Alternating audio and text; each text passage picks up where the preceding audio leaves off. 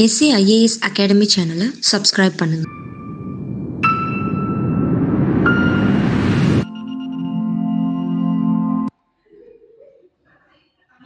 So greetings.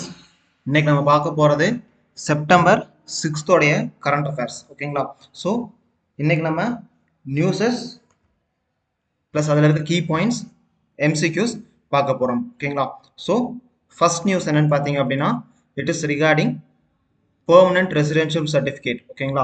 So permanent residential certificate in Ladakh. ஓகேங்களா? லடாக்ல வந்து பெர்மனன்ட் ரெசிடென்ஷியல் சர்டிஃபிகேட்டை பற்றி ஒரு நோட்டிஃபிகேஷன் அப்படிங்கிறது ரிலீஸ் பண்ணியிருக்காங்க. ஸோ ஆல்ரெடி வந்து ஜம்மு அண்ட் காஷ்மீர் ரிலீஸ் பண்ணியிருந்தாங்க. இப்போ லடாக் அப்படிங்கிற யூனியன் டெரிட்டரிக்கு ரெசிடென்ஷியல் சர்டிஃபிகேட்டை வந்து அந்த ப்ரொசீஜர் அதை வந்து ரிலீஸ் பண்ணியிருக்காங்க. யார் யாரெல்லாம் ரெசிடென்ட் சர்டிஃபிகேட் வாங்கலாம் அப்படிங்கிறதையும் ரிலீஸ் பண்ணியிருக்காங்க. ஓகேங்களா? ஸோ 5th August 2019 முன்னாடி எப்படி இருந்துச்சுன்னு வந்து பார்த்தீங்க அப்படின்னா, ஆர்டிகல் 35A அப்படிங்கிற ஒரு ஆர்டிகல் இருந்துச்சு. ஸோ அதை பேஸ் பண்ணி என்ன பண்ணாங்கன்னு வந்து பார்த்தீங்க அப்படின்னா, யார் யாருக்கெல்லாம் பெர்மனன்ட் ரெசிடென்ஷியல் சர்டிஃபிகேட் கொடுக்கணும் அப்படிங்கிறத வந்து அந்த ஆர்டிகல் 35A பேஸ் பண்ணி ஜம்மு அண்ட் காஷ்மீருடைய லெஜிஸ்லேச்சர் அவங்களுடைய சட்டசபை அப்படிங்கிறத முடிவு பண்ணலாம். ஓகேங்களா? பட் இப்போ என்ன ஆயிடுச்சுன்னு வந்து பார்த்தீங்க அப்படின்னா, அந்த பவர் அப்படிங்கிறத வந்து ரிமூவ் பண்ணிட்டாங்க. ஓகேங்களா?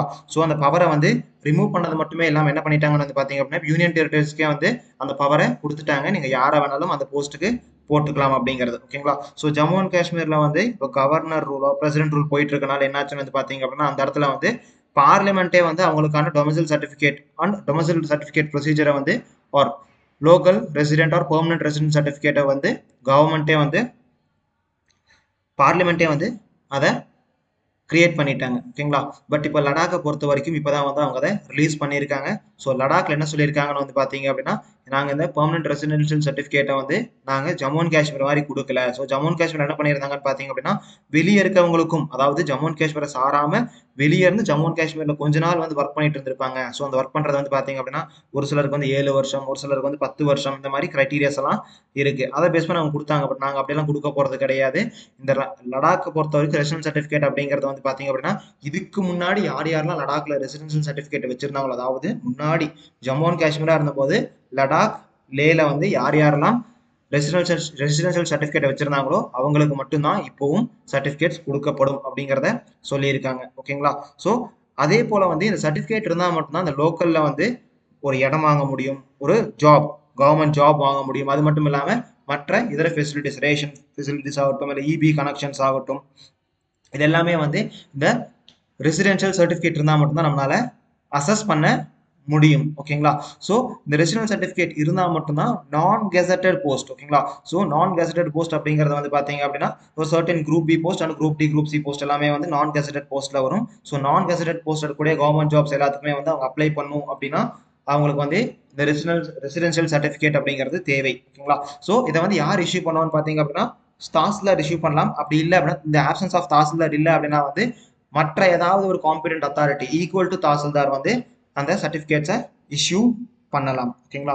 ஸோ இதுதான் ரெசிடென்ஷியல் சர்டிஃபிகேட்டுக்கான இஷ்யூ. ஓகேங்களா? ஸோ நெக்ஸ்ட் நியூஸ் பார்ப்போம்.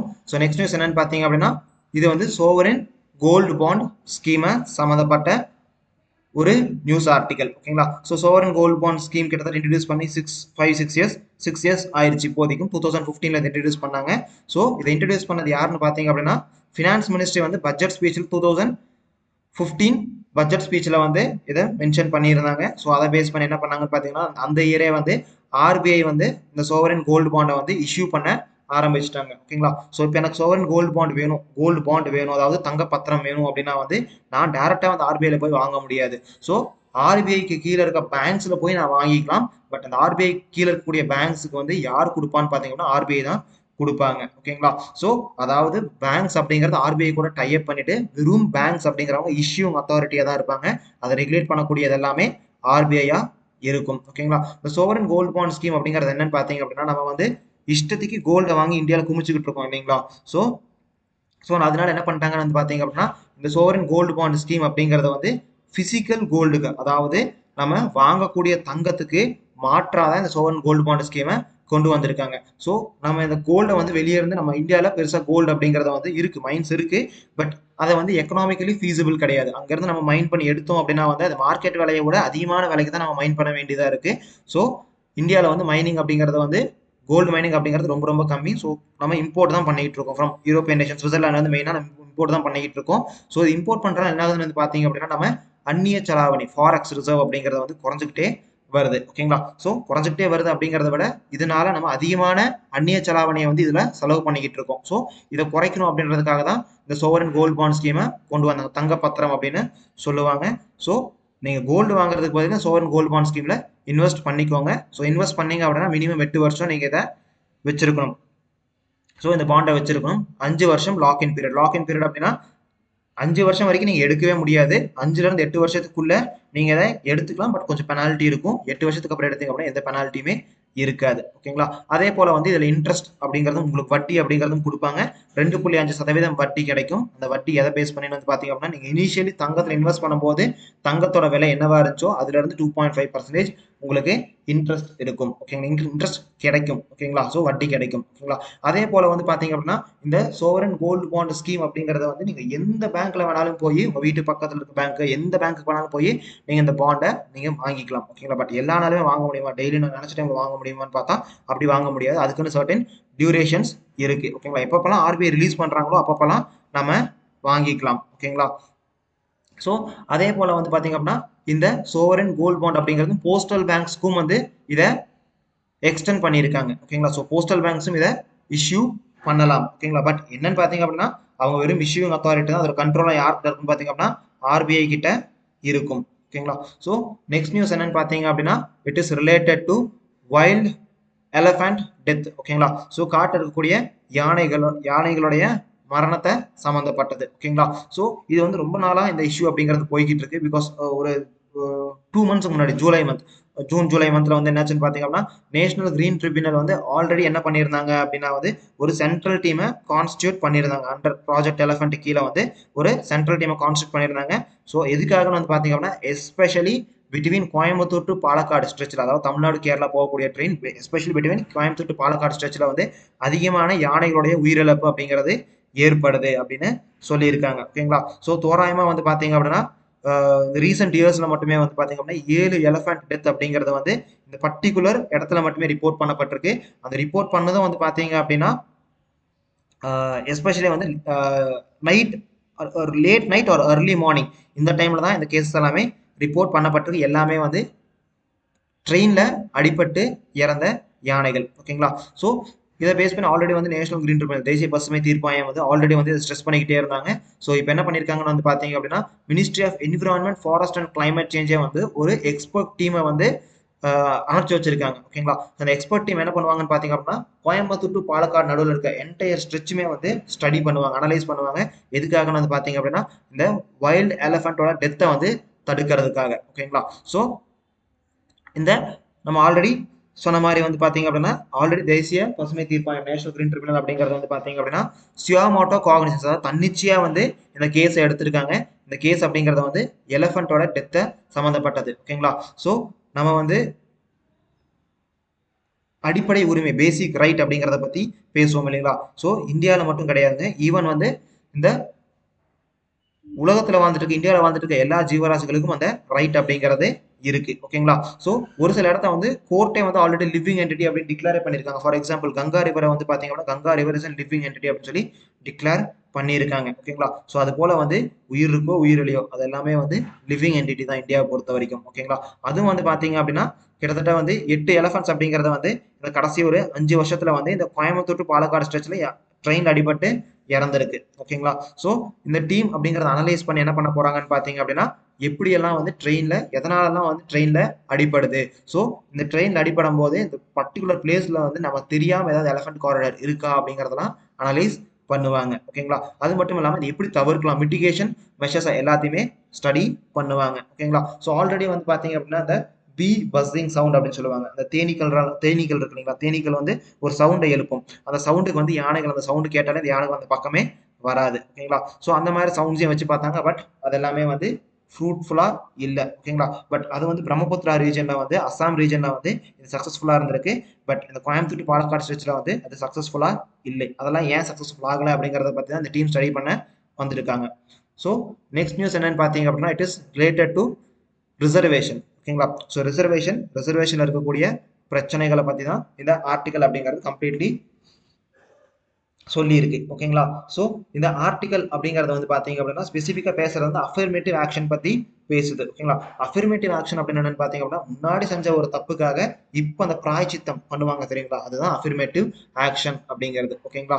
சோ முன்னாடி பண்ண தப்புக்கு இப்போ அதை டேலி பண்றதுக்காக ஒரு சில விஷயங்களை பண்றதுதான் அஃபர்மேட்டிவ் ஆக்ஷன். சோ ரிசர்வேஷன் அப்படிங்கிறதும் அஃபர்மேட்டிவ் ஆக்ஷன் தான். ஹிஸ்டாரிக்கலி வந்து சப்ரஸ் பண்ணப்பட்ட கம்யூனிட்டிக்கு வந்து இன்னைக்கு ஃபெசிலிட்டிஸ் கொடுக்கறது தான் ரிசர்வேஷன் அப்படின்னு சொல்றோம். ஓகேங்களா? ஸோ இந்த ரிசர்வேஷன் அப்படிங்கறத வந்து நம்ம constitution founding father of constitution வந்து பாத்தீங்க அப்படின்னா அதிகமான முக்கியத்துவம் அதுக்கு கொடுத்துருக்காங்க. ஸோ அந்த முக்கியத்துவம் கொடுத்தது வந்து பாத்தீங்க அப்படின்னா ரிசர்வேஷன் அப்படிங்கறது வந்து இன்னைக்கு வரைக்கும் நமக்கு சக்சஸ்ஃபுல்லா போய்கிட்டு இருக்கு. ஓகேங்களா?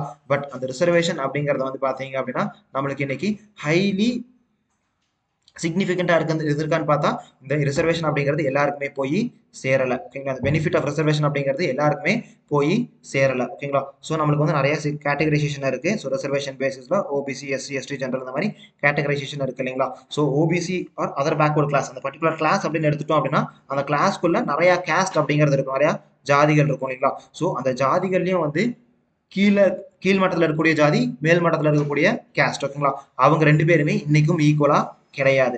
இதை ஒரு ஸ்டாட்டிஸ்டிக்ஸோட சொல்றாங்க. கடைசி 5 வருஷத்துல வந்து பாத்தீங்க அப்படின்னா சென்ட்ரல் ஹையர் எஜுகேஷனல் இன்ஸ்டிடியூஷன்ஸ் இருக்கும் இல்லைங்களா? அதாவது காலேஜ் ப்ரொஃபஷனல் கோர்சஸ் படிக்கக்கூடிய சென்ட்ரல் யூனிவர்சிட்டிஸ்ல OBC students 97% of OBC students எங்க இருந்து வந்திருக்காங்கன்னு பாத்தீங்க அப்படின்னா வெறும் 25% ஆஃப் த கேஸ்ட்ல இருந்து மட்டும்தான் வந்திருக்காங்க. ஓகேங்களா? ஸோ ஓபிசியில் வந்து பாத்தீங்க அப்படின்னா 938 கேஸ்ட் கம்யூனிட்டிஸ் இருக்காங்க.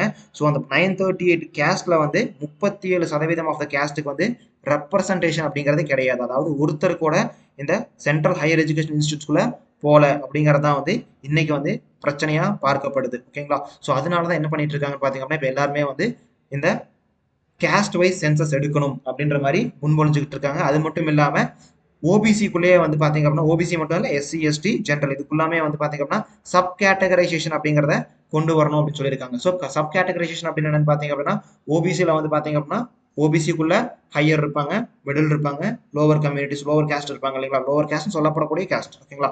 ஸோ இட் இஸ் அபவுட் நம்ம பார்க்கறத பொறுத்து தான் இருக்கு. ஸோ அந்த மாதிரி சப் கேட்டகரைசேஷன் கொண்டு வரணும் அப்படின்றதுக்காக நிறைய பேர் போராடி இருக்காங்க. அதுக்காக அமைக்கப்பட்ட ஒரு கமிஷன் பேர் தான் ஜஸ்டிஸ் ரோஹிணி கமிஷன் அப்படிங்கிறது. ஓகேங்களா? ஸோ இன்னைக்கு வரைக்கும் நம்ம ரிசர்வேஷன் அப்படிங்கிறது வந்து பாத்தீங்க அப்படின்னா ஒரு கம்யூனிட்டி ஒரு கேஸ்ட் எடுத்துட்டோம் அப்படின்னா அந்த கேஸ்டோட கிராஸ் ரூட் அடிமட்டம் வரைக்கும் போயிருக்கா அப்படின்னு பார்த்தா அடிமட்டம் வரைக்கும் போகல. ஸோ அடிமட்டம் வரைக்கும் போகாதனால நம்மளுக்கு ஈக்குவலைசேஷன் சமத்துவம் அப்படிங்கறத வந்து பாத்தீங்க அப்படின்னா சமநிலை ஒரு சமத்துவம் அப்படிங்கறத வந்து இன்னைக்கு வரைக்கும் நம்ம அட்டைன் பண்ண முடியல. ஸோ அந்த சமத்துவம் அட்டைன் பண்றது வந்து பாத்தீங்க அப்படின்னா நம்ம ஹெட்ரோஜீனியஸ் அதாவது நிறைய வேறுபட்ட மக்கள் வாழ்ந்துட்டு இருக்க நம்ம நாட்டில் வந்து இந்த ஈக்குவலைசேஷன் அட்டைன் பண்றது ரொம்ப ரொம்ப கஷ்டமான ஒரு விஷயம். ஓகேங்களா? ஸோ இந்த இஷ்யூ போயிட்டு இருக்கு. ஸோ இதை வந்து நீங்க மெயின்ஸ்ல இந்த மாதிரி கொஸ்டின்ஸை நீங்க எக்ஸ்பெக்ட் பண்ணலாம். ஓகேங்களா? ஸோ அடுத்த நியூஸ் அப்படிங்கிறது வந்து பாத்தீங்க அப்படின்னா it is related to GDP. ஓகேங்களா? ஸோ ஜிடிபி growth அதாவது Q1 வந்து ஜிடிபி growth அப்படிங்கிறது பெருமளவில் இருக்கு. Q1 அப்படிங்கிறது என்னன்னு பாத்தீங்க அப்படின்னா ஏப்ரல்ல இருந்து ஜூன் வரைக்கும் இருக்கக்கூடிய அந்த 3 மாசத்தை தான் Q1 அப்படின்னு சொல்லுவோம். ஓகேங்களா? ஸோ இந்த Q1 அப்படிங்கிறது வந்து பாத்தீங்க அப்படின்னா ஏப்ரல்ல இருந்து ஜூன் வரைக்கும் இருக்கக்கூடியதான் நம்ம Q1 அப்படின்னு சொல்லுவோம். ஸோ இந்த Q1 அப்படிங்கிற டைம்ல வந்து பாத்தீங்க அப்படின்னா நம்மளுக்கு ஜிடிபி growth அப்படிங்கிறது கொஞ்சம் ஹையரா இருக்கு. ஓகேங்களா? ஸோ இந்த ஹையரா இருக்கிறதுக்கான காரணம் என்ன அப்படின்னு வந்து பாத்தீங்க அப்படின்னா இட் இஸ் பிகாஸ் ஆஃப் நம்ம லோ பேஸ் எஃபெக்ட்னால தான். ஓகேங்களா? ஸோ பேஸ் எஃபெக்ட் அப்படிங்கிறது என்னன்னு பாத்தீங்க அப்படின்னா நம்ம முன்னாடி இருக்கக்கூடிய வருஷத்துல வந்து பாத்தீங்க அப்படின்னா ஜிடிபி growth அப்படிங்கறது வந்து கம்மியா இருந்துச்சு அப்படின்னா அதனுடைய தாக்கத்தினால இந்த வருஷம் ஜிடிபி கொஞ்சம் பழைய லெவல்லயே இருந்துச்சு அப்படின்னா என்ன ஆகும் வந்து பாத்தீங்க அப்படின்னா அந்த இம்ப்ரூவ்மெண்ட் அப்படிங்கறது வந்து நமக்கு பெரிய லெவல்ல டிஃபரன்ஸ் காமிக்கும். அதுதான் பேஸ் எஃபெக்ட் அப்படிங்கிறது. ஓகேங்களா? ஸோ இந்த பேஸ் எஃபெக்ட் அப்படிங்கிறதுனா ஒரு பெரிய கான்செப்ட் எக்கனாமிக் கிளாஸ்ல நம்ம கவர் பண்ணுவோம். ஓகேங்களா? ஸோ அதே போல வந்து பாத்தீங்க அப்படின்னா இந்த ஜிடிபியோட 2022 Q1 அப்படிங்கறதா வந்து பாத்தீங்க அப்படின்னா ஃபாஸ்டஸ்ட் ஜிடிபி growth. ஓகேங்களா? அதே மாதிரி வந்து பாத்தீங்க அப்படின்னா குவிக்கஸ்ட் ரெக்கவரி அப்படிங்கறது வந்து இந்த 2022 Q1 தான் வந்து நம்ம ரெக்கார்ட் பண்ணியிருக்கோம். அதே போல வந்து பாத்தீங்கன்னா சப்சிக்வெண்டா 2021 குவார்டர் ஒன்னை எடுத்துக்கிட்டோம் அப்படின்னா வந்து பாத்தீங்க அப்படின்னா அந்த குவார்டர் ஒன்ல வந்து நம்மளுக்கு லோ பேஸ் அப்படிங்கிறது இருக்கும். நம்ம 2021 அப்படின்னு சொல்றத வந்து 2020 டு 2021 ஃபினான்ஷியல் இயர். ஓகேங்களா? ஸோ 2020யோட குவார்டர் ஒன் அப்படின்னா 2020 ஏப்ரல், மே, ஜூன் இந்த 3 மாசம். ஸோ நம்மளுக்கு ஆப்வியஸ்லி தெரியும் மே 24 ஆர் 25 2020 தான் நம்மளுக்கு லாக்டவுன் அப்படிங்கறத அனௌன்ஸ் பண்ணாங்க. So April was complete locked, May was complete lock and June அப்படிங்கறத வந்து ஸ்டேட்ஸ் கிட்ட விட்டுட்டாங்க. ஓகேங்களா? பட் மோஸ்ட்லி எல்லா ஸ்டேட்ஸும் லாக்டவுன் போட்டிருந்தாங்க. ஸோ என்ன ஆயிடுச்சுன்னு வந்து பாத்தீங்க அப்படின்னா அந்த 2020 டு 2021 வருஷத்துல வந்து பாத்தீங்க அப்படின்னா நம்மளுக்கு ஜிடிபி growth அப்படிங்கிறது ரொம்ப ரொம்ப கம்மியா இருந்துச்சு. ஓகேங்களா? ஸோ அந்த டைம்ல வந்து பாத்தீங்க அப்படின்னா ஷார்பஸ்ட் கான்ட்ரடிக்ஷன் அப்படிங்கிறத நம்ம பார்த்தோம். ஸோ அந்த டைம்ல வந்து பாத்தீங்க அப்படின்னா ஜிடிபி அப்படிங்கிறது -23.9% வரைக்கும் கான்ட்ராக்ட் ஆச்சு. ஓகேங்களா? ஸோ அதனால தான் வந்து நம்மளுக்கு இந்த டைம் அப்படிங்கறத வந்து பாத்தீங்க அப்படின்னா கொஞ்சம் இம்ப்ரூவ் ஆயிருந்தாலும் நம்மளுக்கு பெரிய இம்ப்ரூவ்மெண்ட் மாதிரி தெரியுது. ஓகேங்களா? பட் நம்ம ரியல் ஜிடிபி அப்படிங்கறத வந்து இனியும் ப்ரீ பேண்டமிக், அதாவது கொரோனாக்கு முன்னாடி இருக்க காலகட்டத்துக்கு இனியும் நம்ம ரியல் ஜிடிபி போகல. நார்மல் ஜிடிபி மட்டும் தான் இன்க்ரீஸ் ஆகிக்கிட்டு இருக்கு. ஓகேங்களா? So difference between real GDP normal GDP என்ன தெரிஞ்சது அப்படின்னா கமெண்ட்ல போஸ்ட் பண்ணுங்க. ஸோ அடுத்த நியூஸ் என்னன்னு பாத்தீங்க அப்படின்னா logistic agreement with Russia to be signed soon. ஓகேங்களா? ஸோ இந்தியா வந்து பாத்தீங்க அப்படின்னா